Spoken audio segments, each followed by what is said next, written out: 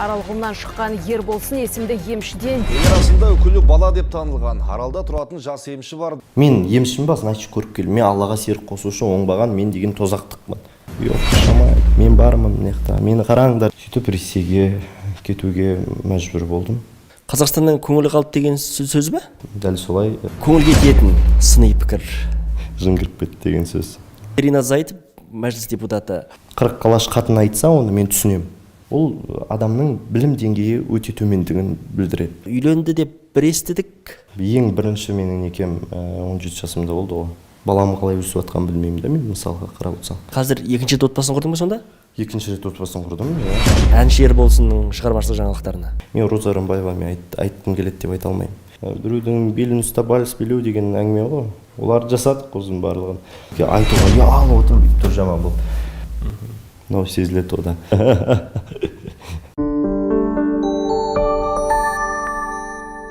Армысыз көрермен, бүгін бізде кезекті сұхбат. Кейіпкеріміз Қаршадайынан қалың көпшілікке жақсы таныс, үкілі бала, емші бала Ерболсын Серікбаев. Аралығынан шыққан Ерболсын есімді емшіден Ел арасында үкілі бала деп танылған Аралда тұратын жас емші бар. Ерболсын, қош келдің Алматыға.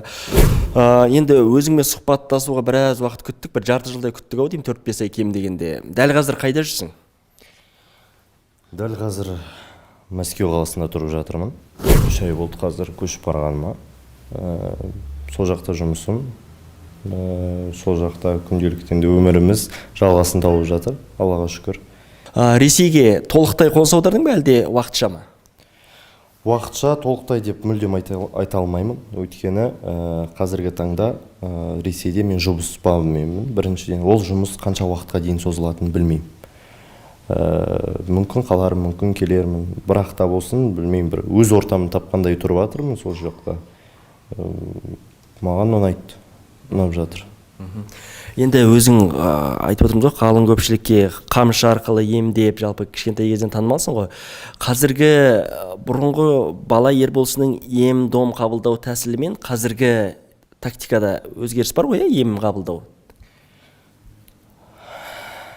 Колоссальный изменение, өте үлкен өзгерістер болып жатыр. Оның бірі енді бұрын адамдарды емдеген кезімде бір сеансқа 150-200 адамнан кіретін. Қазір әр адаммен жеке жұмыс жасауға тырысам. Ең көбі бір сеансқа 7 адам кіреді. Көбінесе жеке жұмыстанам әр адаммен. Сол кезде барып нәтиже көбірек болады. Ем-дом шарасынан дәл солай қамшы, дәл солай сүрелер оқылу, дәл солай адамдарды емдеу қалыпты жағдай болып жатыр күнделікті.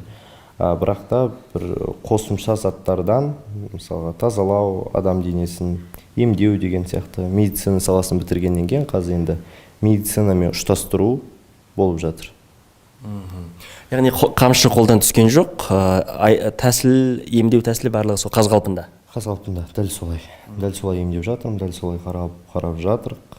Қазір енді Азия бойынша шығып жатырық, международный уровеньға. Өткен халықаралық емшілер одағына кіргеннен кейін ұлтқа бөлмей, адамдарды санаққа бөлмей, тек қана нәтижеге жұмыс жасап жатырмыз қазір. Енді нақты тоқталайықшы, Ерболсының алдына ем іздеп келетін жандардың негізгі дерті қандай? Көбінесе түрі қандай бөлінеді? Қазір енді көбінесе мен айналысатын заттарым балалармен айналысам. Оның ішіне жаңа ДЦП кіреді, зрение кіреді, ЗПР, ЗРР, рас, аутизм, психическое развитие, которое отстает. Өзінің жасынан қарағанда кеш даму процесі болып жатқан балаларда, речевое развитие отставать етіп жатқан балаларда, дауна сияқты әртүрлі диагноздар бар. Бірақ көбінесе қазір мен балалармен айналсам. Өйткені жүрек бір баланы қуантуға, бір әке-шешеге үміт отын жағуға соғып тұр. Бұрын енді емдейтінбіз, бірақ бала күнімде қатты бұл затты түсіне де бермейтінмін. Қазір енді медицина саласын аяқтағаннан кейін, өзім миссиямды толықтай түсінгеннен кейін, қазіргі жұмысым тек қана сол балаларға қуаныш сыйлау. Ата-аналардың көзіне үміт көремін ғой әрқашан. Ол үмітті көргеннен кейін жүрегің дауаламайды анаған нәтиже көрсетпеуге. Бір Аллахтың қалауымен жүрекке тек қана соның нәтижелерін салып, Аллахым шифасын бере көр деп біз себепкер болып жатырмыз. Енді жыл 12 ай ол пациенттердің қасында жүре алмайсың ғой, дегенмен де бір белгілі бір нәтиже, емделу ұзақтығы деген сияқты бар ғой, иә? Әрине, әр адам 3 күннен сеанс қабылдайды, 3 күн ем-домы жүреді, 3 күннен кейін, 50 күннен кейін между первым и вторым курсом должно пройти ровно 50 дней. 50 күн өтеді. 50 күннен кейін екінші сеансын 3 күн қабылдайды, тағы 50 күннен 3-ші курсының 3 сеансын қабылдайды тағы да. Сонымен ем-дом аяқталады. Екінші сеанс курстан кейін уже нәтижесі жаймен де байқалып бастайды. Балалар кейбір сөздерді қайталап бастайды. 9 жасар, 8 жасар балалар мысалы сөйлемей келеді. Даже горшокқа бармайды кейбір балаларда. Өйткені сигнал миға жетпейді. Көп балаларда қазір кислородный голоданиемен туылып жатыр. Қазір аутизм ауруы өте көбейіп кетті. Бұрын менің емімде үлкен кісілер, кәрі кісілер өте көп болатын. Қазір кәрі кісінің бір 3% қалған шығар. Көбінесе жастар. 16 жастан бастап келеді емге. Жастар қазір емделіп жатқан. Соның көбісі өтіп жатқан испытаниядан ата-аналар. Енді көріп отырған көрерменге бұл керекті ақпарат болуы мүмкін. Ерболсынның емі қанша тұрады, құны қанша тұрады, баламыз бар, болмаса ініміз бар деген сияқты ойлар туындауы мүмкін. Енді гонорар деп айтамыз ғой, болмаса қолақы деп айтамыз, ашық айтыла ма әлде құпия ма? Оны жасыратынын білмеймін, түгі де жоқ сияқты. 10 жыл енді бүткіл халық біледі ғой мені. Бала күнімнен бастап бүткіл осы емшілік өнерге халыққа көмектесу үшін балалық шағымда бүткілін осы миссияма айырбастадым десем де болады. Өйткені мектебімді үйден оқыдым, мектепке бармадым. Бүткіл ойнайтын шағым адам қараумен, аурулармен арпалысумен өтті. Студенттік шағымда дәл солай өтті. Медицина саласымен ұштастырғаннан кейін отбасымды көп көрмедім, жырақта көбірек болдым деген сияқты. 10 жыл бойы халыққа мен тегін жұмыс жасадым. Әркім өзінің бергенін алып, тегін жұмыс жасадым, тегін жұмыс атқардым. Осы бірақ сол кезеңдерде білесің ба, дәлелдеумен болдым менше. Yok, шамай, мен бармын мына мені қараңдар деген менде не тұрды да, мақсат тұрды. Мен деген халықты міне тегін емдеп жатырмын, қарасаңдар, қанша адамға көмегім тиіп жатыр, неге мыналардың бәрі маған жабылып жатыр, мына әңгіме таситын, қарсы шығатын адамдар неге көп болып жатыр, неге ана жұртқа кесірі тиіп жатқан адамды айтпайды, неге мен айтып жатыр деген сияқты жаңағыдай өзім жертва состояниесіне түсіп, өзім періште болып, керемет болған рөлде болыппын да 10 жыл бойына негізінде. Қанша халық шифасын алды ғой, емнің нәтижесі жақсы болды, бірақ та болсын көп уақытта мен өз-өзімді аяппын да көп заттан. Сөйтіп 10 жыл сөйтіп тегін жұмыс жасадым. Ол мүмкін біреуге жақсы атақ болып көріну үшін ба, әлде қандай көңілден шыққанын да білмеймін ол ше. На самом деле мен көмектескім келді ма сондай ниетпен, или мен туралы біреу жақсы затты айтсын деген ниетпен істедім ба ол затты ше. Дәлелдеу үшін. Дәлелдеу үшін, яғни. Қазір мен оны түсінемін, сосын жаңағыдай үнемі ана отзыв салғанда да не жазылып кеткен адамдарды қойып жатқан кезде дәлел үшін көп зат істелінді. Ресейге кеткеннен бастап жүрегім не нәрсеге қатты ашылып білесіз ба, өз ортамды таптым. Кешкі кездесу бағдарламасын қарасаңыз, 10 жасымда, 11 жасымда әнші болғым келеді деп айтқан болатынмын. Менің қанша осы 20-ға келдім, осы балалық шағымда вокалға барып айналысудың орнына, сол арманымды орындаудың орнына мен көбінесе осы ем-шарамен айналыстым да, бүткіл ғұмыр өтіп кетіпті сонымен. Балалық шағы өтіп кетті, қайта келмейтін кездер кетіп қалыпты. Соның барлығын байқап отырдым да, жүрек кеңінен ашылды. Миссиямды қабылдап бастадым. Жүректен ақшаны деген босаттым. Содан кейін жаңа айтып отырмын, балалармен айналысып бастадым. Творческалық адамдар менің өмірімде көбірек кездесіп басталды. Сөйтіп Ресейге кетуге мәжбүр болдым. Ресейде бір адамның кіруі, адам құны $1000-дан асады осы тұрғанда. Әр адамның кіруі ол жақта. Яғни шекарадан? Шекарадан асады. Шекарадан біздің Қазақстанның елінен бөтен елге қарай бару, Дубайдың бағасы бөлек, Қытайдың бағасы бөлек деген сияқты. Жататын жеріміз бар, целый команда бар, ішетін тамағың бар деген сияқты. бала шағамызды ауамен қоректенбейді ғой. Қазір дәлелдеу жоқ. Қазір жұмысымды жасаймын, нәтижені жасаймын. Нәтижеге қарай мен нәпақам өзіме түсіп жатыр да. Және де бұған қазір қомақты қаржы осыдан түседі деп қарап отқан жоқпыз. Бұл тек қана менің миссиям, атқаратын істеп жатқан жұмысым. Осыдан көбірек нәтиже алу мен үшін. Енді Центральный Азияға, мен Москваға барған кезімде Ванга туралы, Джунна туралы, Кашпировский туралы өте көп ақпараттар оқыдым. Центральный Азияға танымал болған кісілер, соның ішінде мен отырып алып ойлайтын, осы Центральный Азияда әлемге танымал болған қазақ фамилиясымен, қазақ атымен, қазақ отчествосымен осындай емшілердің қатарына, санатына қосылатындай Алла Тағала маған не бере көрші, абырой бере көрші. Алла берген абыройды адам алмас, не болса да енді көрейін деп бастадым. Ол жақта халықтың махаббаты тез ашылып кетті. Ол жақта білесіз ба, бір жылдың ішінде барлығы орын-орнына түсіп, бүкіл Ресей танып, шақырту алғызып, үйімді де тегін беріп, машинемді де беріп астыма, бүткіл командама, жұмысыма жағдай жасап, оқуыма жағдай жасалып, сондай керемет қызметтерді көрсетті. Сол себепті жұмысымыз, біздің миссиямыз әрі қарай Ресей мемлекетінде, әрі қарай Румыния, Молдова мемлекеттеріне жалғасын табуда. Яғни Ресейден көбірек қолдау болды, ол ашық, е?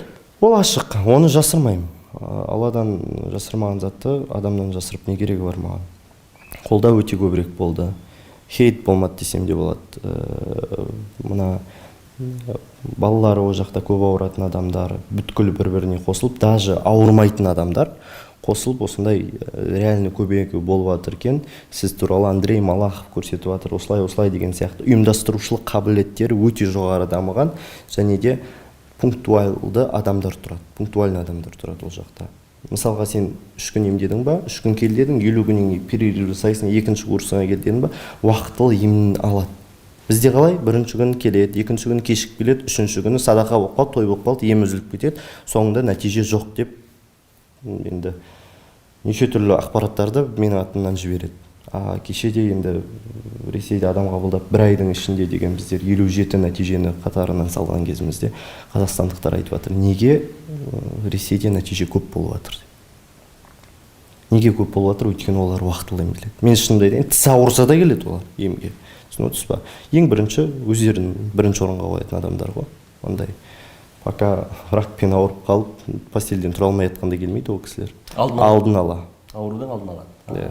Енді Ресейге көштім дедің, бұл Қазақстаннан көңілі қалып деген сөз бе? Әлде сөз оған? Жоқ, туған елімді, менің жерімді, кіндік қаным тамған жер. Оған ешқашан менің сезімім өшпес, өлмес. Ренішім бұл жерде жоқ. Наоборот, мені ренжіткен адамдар мені кешірсе екен деймін. Өйткені енді неше түрлі жағдайлар болады ғой. Мені ренжіткен шығарым көбісін. Бұрында жертва состояниесінде тұрдық қой, енді жүрек жабылып тұрған кезінде ше. Қазір наоборот, бүткіл наоборот көрем.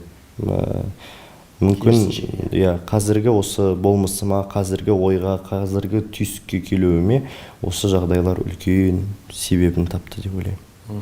Және еңбек ақы туралы сұрадың, сонда берген алам деген сөз бе?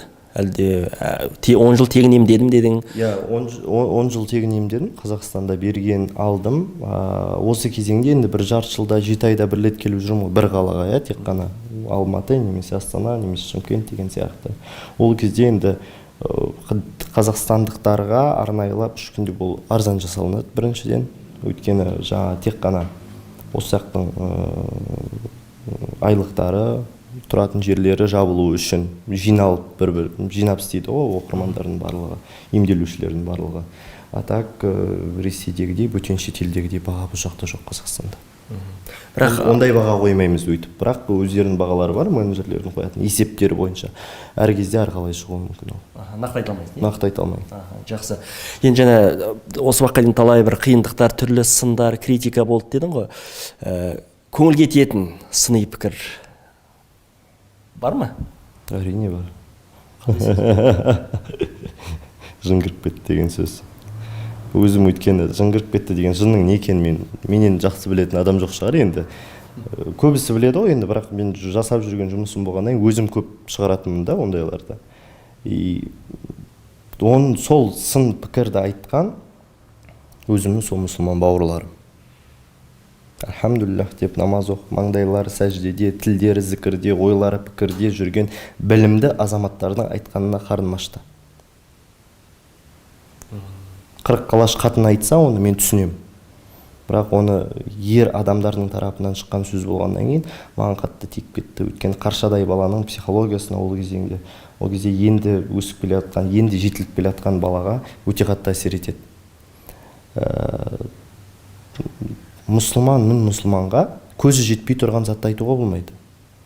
Құлақ ол не? Ол өтірік. Көз ол шындық.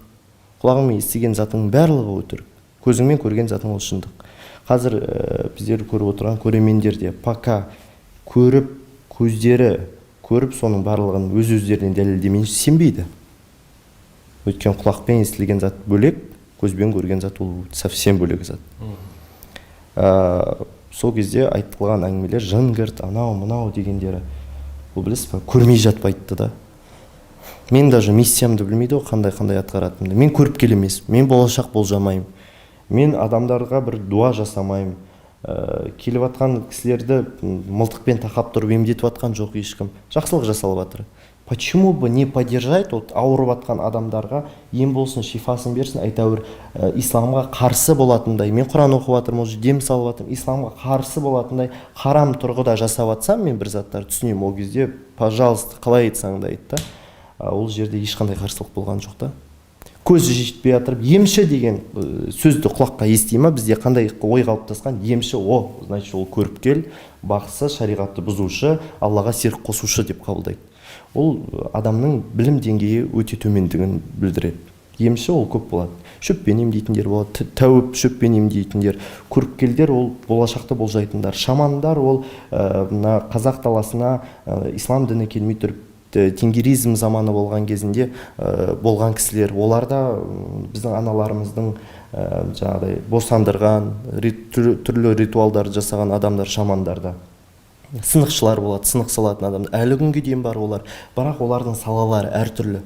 Бізге ой қалыптасқан қандай бәрін бірге жинап алғанбыз да. Бір түсінік. Мен емшімін ба, значит көріп кел. Мен Аллаға серік қосушы, оңбаған, мен деген тозақтықпын. Солай түсінеді да адамдар. И сондай оймен білмей жатырып, неше түрлі ақпаратты сыртқа тарату арқылы, өздерінің абыройларын көтеру арқылы, менкін түсіру арқылы үлкен рейтинг жинайтын журналистер де, адамдар да менің өмірімде көп кездесті. Бірақ сол кісілердің благодаря им, через благодарность, маған осындай тұжырым түйсік келді да. Алла тағала просто так жасамайды да испытание. Кез келген жерде миыңды жүрегіңе байлап, жүрегіңді Аллаға байлап, екі ортада үлкен көпірді соғатын болсаң, ол көпірді ешкім бұзып кете алмайды. Значит, сол сөздерді маған кезінде есту керек болды. Естідім. Жүректе қалды. Ол кезеңнен өттім. Қазіргі ол кезеңге айтатыным тек қана алғыс. Бөтен еш нәрсе емес. Қабылдаймын. Қазір критика бар ма, сыни пікірлер? Айтыла ма? Қазіргі соңғы 2 жылдық мен шынымды айтайын. Мен Инстаграм парақшамда қараған шығарсыз. Ондай критика жоқ. Жазатындар, жаңағыдай, емнен кейін жаман болдым деген жоқ. Өйткені мен жеке айналсам әр адаммен. Менің пациенттерім ұзақ жылдардан бері келе жатқан пациенттерім, мықты аурулармен ауырып шыққан пациенттерім, бірге солармен өтіп, проживать етіп, сол моменттердің барлығын бірге келе жатқан пациенттерім. Сол себепті соңғы 2 жылдықта білесің бе, ит үрет, керуен көшет деген мақал осы кезде есіме түсіп отыр. Көп зат үрілді, айтылды, бірақ караван бір орынға тоқтаған жоқ, әрі қарай жүрісім тауып кетті. Енді қазір өзің Құран оқу білесің, намаздасың, жалпы дін жолындасың. Енді қоғамдағы бір сұрақты қойайын деп отырмын. Өзің айттың, аузында Алласы бар мұсылман бауырлар кейде жаңағы сыни пікір айтып, осындай жаман сөздер бағыттады деп. Өткенде Ринат Зайытов, мәжіліс депутаты, бүгіндегі алаяқтардың 80%-ын намаз оқитындар деген пікір қоғамда қызу талқыланды. Осыған қатысты өз ойың? Ринат бауырымды мен өте қатты сыйлаймын. Мен қазақ ақындарының ішінен өте көбірек тыңдайтын, өте оның әрбір сөзіне мән беретін, құлақ асатын адамдардың бірімемін. Ринатты толықтай қолдаймын. Оған қарсы еш нәрсе айта алмаймын. Даже жақсы адамдар болса да, жаңа 20% бұл қалып тұр ғой, енді 80% деді ғой. Алаяқтардың 80% намаз оқитындар. Иә, сол 20%-на жақсылар кіре берсін. То есть Ринат айтты екен деп, мысалға, жақсы адамдар оның алдында ешқашан ақталмайды. Біріншіден. Өзіне сенімді адамдар. Өзіне сенімді адамдар. Оған против война ашпайды. Маған Нұрлан имамның жауабы өте қатты ұнады. Сол 80%-да болмай қояйық, 20%-да. Позитивно, әдемі ситуациядан керемет шықты да, былай қарап отырсаң. Бірақ сондай қазақтың, халықтың мұңын, назын билікке жеткізген Ринат сияқты әлі ешкімді көрген жоқпын. Біреуді маған саусақпен түртіп көрсетіңізші. Қаншама көкірегін кергендердің барлықтары өзгеріп кетті ғой, енді көріп жатсыз өздеріңізде. Бірақ осындай балаларды, мүмкін 80% дегеннен қате кеткен шығар Ринатта, мүмкін. Бірақ та болсын ол сөзге бола, кешірімсіз болып, оны жекітіп, оған неше түрлі сөз жазып қажет емес. Ол әр қазағың сенің жалғызың. Мен Москвада жүрген кезде бір қазақты емде көрмеймін, білесің ба? Кейде мына өзімнің қазақтарды сағынамын, солармен қазақша әңгіме айтуды, сөйлесуді, кейде не істеуді, әңгіме дүкен құруды деген сияқты. Міне білесіз ба, адамның бар кезінде қадірін білу керек сияқты. Ринаттай, мына Жан Ахмадиевтай қасқырлар, тік жүзді ер азаматтар енді өте кемде-кем. Медициналық білімге қатысты сұрайын деп отырмын. Енді туа бітті, және ерекше қабілет бар ғой өзіңде, бірақ медициналық білім қаншалықты бір жәрдемін, көмегін тигізді? Қандай мамандықта оқып аяқтадың? Медицина саласы бойынша емдеу ісі маманымын. Әрі қарай жоғары оқу орын жалғастырып жатырық. Алла қаласа, енді алдағы 7 жылдықта иншалла дәрігер болып шығуымызға сенім мол болып отыр осы тұрғанда, Алла қаласа. Қазір менің медицина саласын бітірген деген аты болмаса, мен емімді адам тоймен жаттау үшін оқыдым ғой, енді мен полностью келген адам сенің ішің ауырады деп айтпай, нақты қай жері ауыратынын, нақты пульсация арқылы диагнозды қоя алатынымды өз-өзіме дәлелдеп жасау үшін мен білімімді ары қарай арттырдым. Енді Ерболсын Инстаграмда әлеуметтік желіде жалпы өте белсендісің. Әр пост, стористарыңды қарап отырамыз. Сондай-ақ жеке өміріңде кейде отандық сайттарға шығып, жазылып, қызу талқыланып жатады. Жеке өміріңе тоқталсақ, үйленді деп бір естідік, солай ма? Үйлендім, Аллаға шүкір. Бір балам бар, ұлым бар, Зұлқарнайын деген тәтті балапан өсіп жатыр. Аллаға шүкір. Өмірде өзгеріс көп болады ғой. Бір орында өмір шалқып тұрмайды. Теңіз, өзен ағады. Өз орындарына әрқайсысы кетеді. Аллаға шүкір, ұлымызды өсіріп жатырық. Отбасылы болдық. Әке-шешеміздің көзайымы болып жүрміз. Енді жаңағы жеке өмірде кішкене бір некесіз сәтсіз аяқталды деген бір ақпараттарды оқып қалдым. Ең бірінші менің некем 17 жасымда болды ғой. 17 жасымда толған кезімде болды. Ол некенің бітуі, мен сізге айтайыншы, 18 жасымызда біз екі жаққа кеттік қой, екеумізде. Бірақ та болсын, ол менің кінәмнен болды. Оған ол адамды кінәлап, ол адам кінәлі, ондай ой айта алмаймын. Мен халықтың адамы болдым. Мен елді жерді аралап, дюана дейді ғой, сол құсап жүрдік. Екінің бірі оған шыдау мүмкін емес. Өйткені, жаңа айттым ғой, балалық шағымды айырбастадым, мектебімді айырбастадым, сабағымды айырбастадым деген сияқты, творчествомды айырбастадым деген сияқты. Сол сияқты ол жерде мен отбасына ойлайтындай жағдайда болған жоқ. Сол сәттерде азаннан кешке дейін, түнгі 2-ге дейін кейде ауру балалармен айналысасың. Болған заттардың барлығы көбінесе өз тарапымнан болды.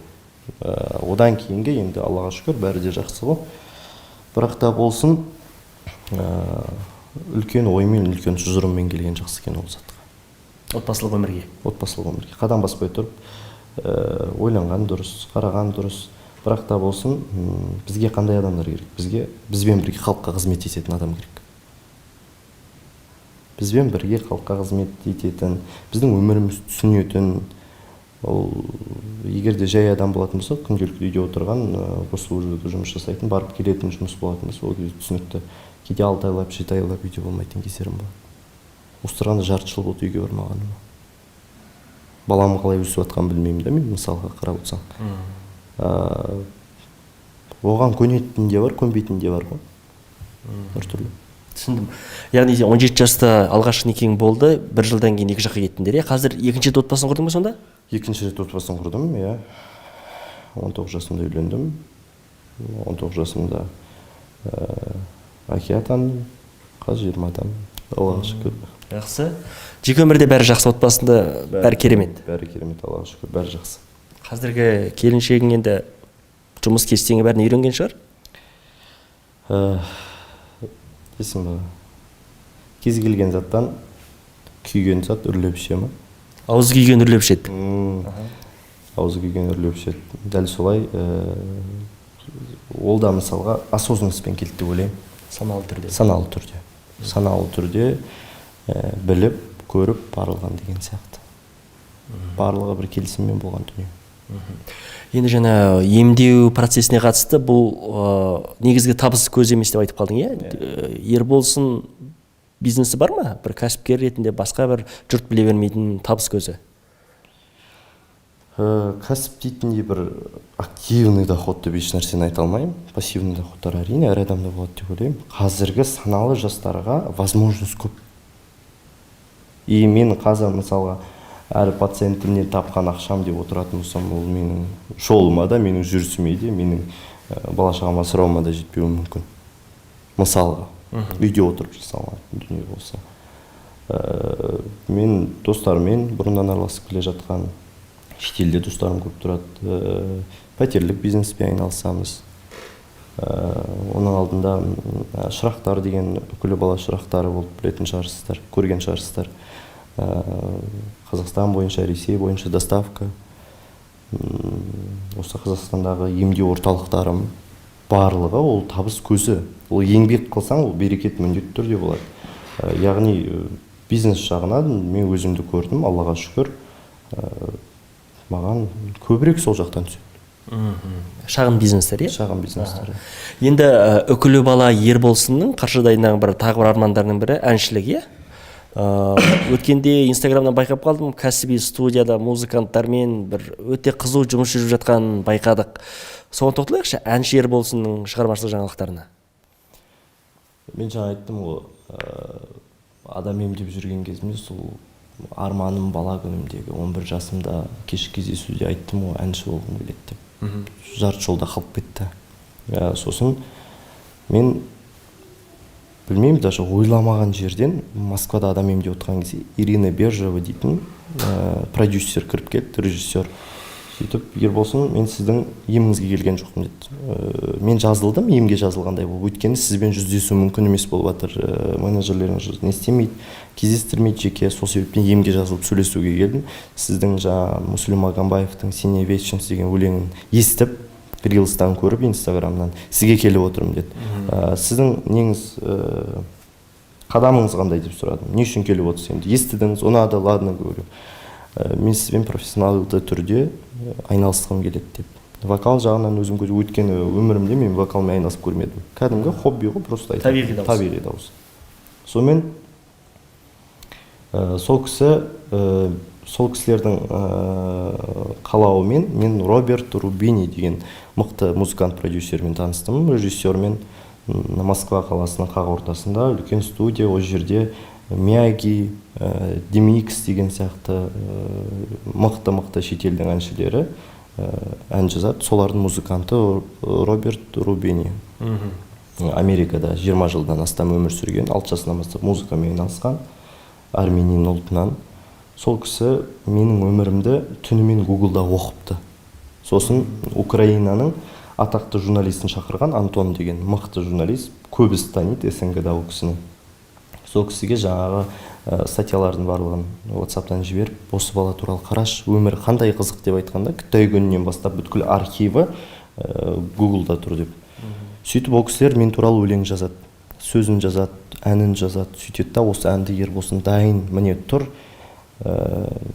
ақшаңды да төлейміз, барлығында жасаймыз, осыған сен клипін түсіріп, орындап осын жарыққа шығар, и Россияның аудиториясын осы әнмен біз жаулағымыз келіп тұр деді. Содан кейін Астрахан қаласына 12 адамға, целый командаға билет алып ұшыратын болды, бірақ қарасам, казахский колорит жоқ та Астрахан қаласында. Россия ғой. Менің мамамның рөлін ойнайтын, менің әкемнің рөлін ойнайтын қазақтар жоқ, татар, башқұрт деген сияқты солар ойнайды. Сосын мен айттым, жоқ, мына билеттің барлығын отказ беріңдер. Қайтарылымсыз билет алыпты, қайтарылған жоқ оның барлығы. Одан кейін біздің барлығымыз командамен Маңғыстауға келдік. Маңғыстауға келіп, сол Маңғыстаудың колоритін, қазақ колоритін көрсетіп, этно стильді көбірек көрсетіп сол жерде, өйткені Аралдың ауа райы мен Маңғыстаудың ауа райы өте қатты бір-біріне ұқсас. Сол жерден барлық менің балалық шағымды, қой баққан кездерімді, әке-шешемнің ғұмырын, қиындықтарын бір камераға, бір клипке, фильм сияқты көрсетуге тырыстық. Сценарийді өзім жазған болатын, полностью, өйткені өзім сияқты оны ешкім жақсы білмейді. Көп кісінің көкейінде жүрген сұрақтарға сол клип арқылы жауабын бергім келді өзімнің де. Сонымен сол дүние дайындалып жатыр, бұйырса қазір 2-3 аптада уже YouTube арнасынан шығады, Муз-ТВ арнасына қазір заявка беріліп жатыр. Қазақ тілінде ме ән? Ән орыс тілінде, бірақ қазақ тілінде ішінде бата сияқты бір несі болады, рэп болады. Рэп партия. Да. Сосын Робертке айтуға ұялып отырмын, бүйтіп тұр жаман бұл.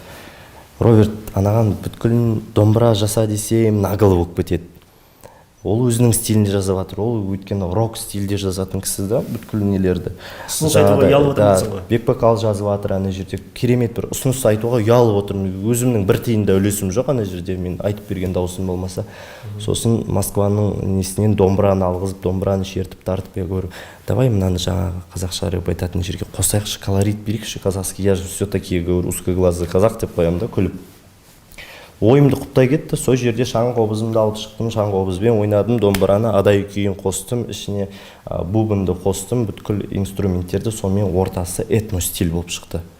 Сөйтіп, мына осы біздің домбыраны нені осы орысша әнмен Ресейге қарай кіргізгім келеді. Мен үшін ол мәртебе. Әр орыстың үйінде әннің ойнағаны, домбыраның үні естілгені, нағыз қазақ емес, нағыз қазақ домбыра дейді ғой. Менің эмоциямды домбыра көбірек беретін сияқты болып көрінді негізінде. Яғни бәрі сәтті шықты, иә? Бәрі сәтті шықты, Аллаға шүкір. Керемет актер, керемет актрисалар ойнады. Бүткілі керемет деңгейде өткізді, өйткені басынан аяғына дейін өзім жүрдім. 3 күнге созылды. Таңнан кешке дейін түнгі кадрлер болды. Керемет, өзімді бір жағынан режиссер жағынан сынап көрдім, сценарист жағынан сынап көрдім. Енді Алла тағала қасиет қондырған адамның бойына жаңағыдай өлең жазу деген, өзім өлең жазам ғой. Ән айту деген сияқты емшілік өнері барлығы ол мен бір ұққаным махаббатпен, сезіммен, чувствомен жасалатын дүние екен барлығы.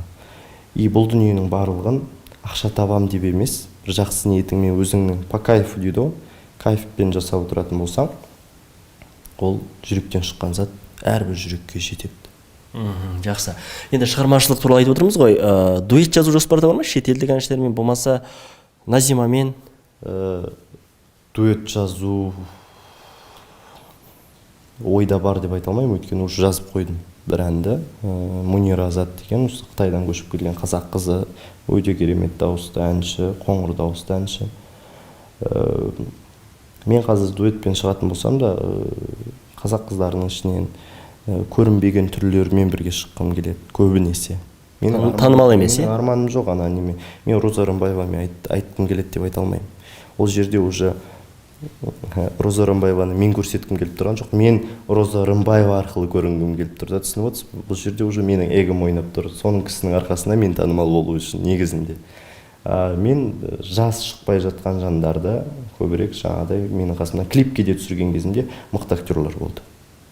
Түсіп берейін болсын, келейін, ұшып келейін дегендер.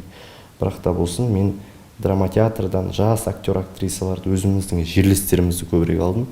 Көбірек шықсын, көбірек көрінсін деп, өйткені сондай жас буынға күш беретін болсақ, ол ертең алдыға шығып шабыттанып артында шаң қалдыратын ұрпақтай болып жатса, ол да ертең біреудің бағының еселенуіне себепкер болады.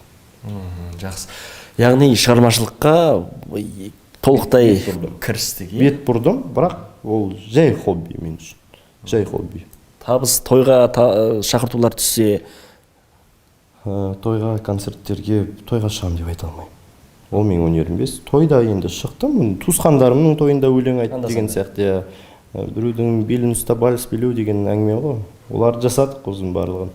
Бірақ та болсын гонорар алып тойға шығып выступать етіп ондай жоқ. Үлкен концерттерге мүмкін. Негізі 1 октябрь күні Улан-Удэ қаласында музыкальный международный день болған. Сол жерде Шыңғыс ханның рөлін ойнаған главный актер Улан-Удэ қаласында драма театрда бізді шақырған болатын. Жаңа әнді естігеннен кейін біз сол әнді именно Улан-Удэда айтып, Бурятия республикасында деп.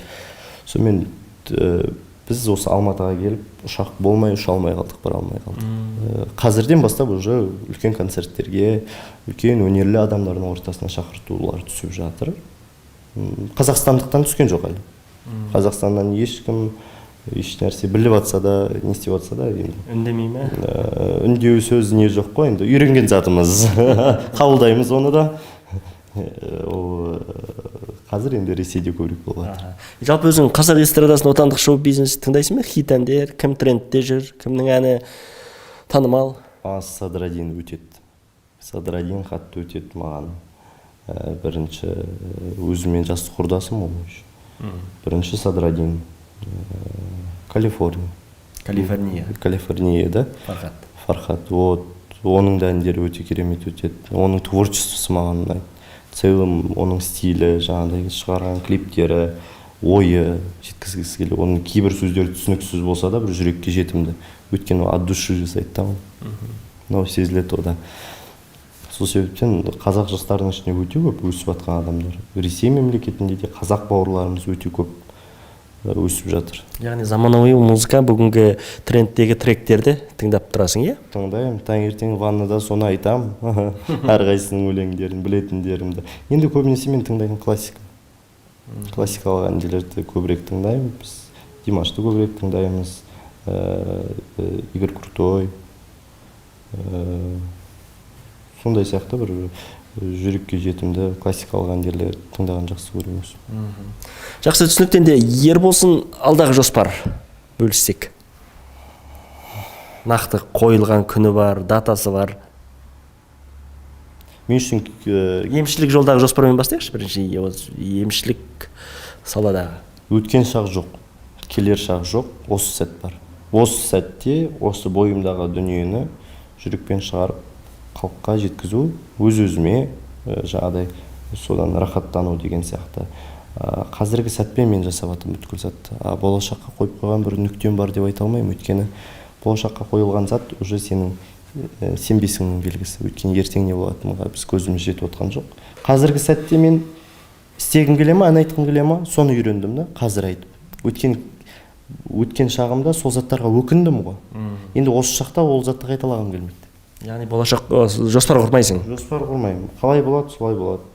Халық оны әрқашан көреді. Жақсы, енді өзің ата-анаң бар, отбасың бар, 4 әпкең бар, иә, қателеспесем. Айта аламыз ба, бүгін енді ер жеткен ер болсын, бір әулеттің асыраушысы деп толықтай айта аламыз ба? Несібелерін, ырзық несібелерін Аллах қой беріп жатқан негізі ол кісілерді. Негізі әке-шешемді де үй салдым, Ақтөбеге көшіріп алдым, жағдайларым толықтай. Енді баласы перзенті ретінде менің міндетім, жасап жатырмын барлығын. Аллахтың қалауымен. 4 әпкем бар, Аллаға шүкір. 17 жиенім бар. Маманың общем, әке-шешемнің 20 немересі бар. Аллаға шүкір, барлығы жақсы. Отбасында бәрі супер. Керемет, Аллаға шүкір, бәрі де жақсы. Әке-шешем, бауырларым сау, ең басты денсаулықтары бар. Әрқайсының, Аллаға шүкір. Жақсы Ерболсында уақыт бөлгеніңе, сұхбат бергеніңе рахмет. Емшілік жолда да, әншілік жолда да бәрі сәтті болсын.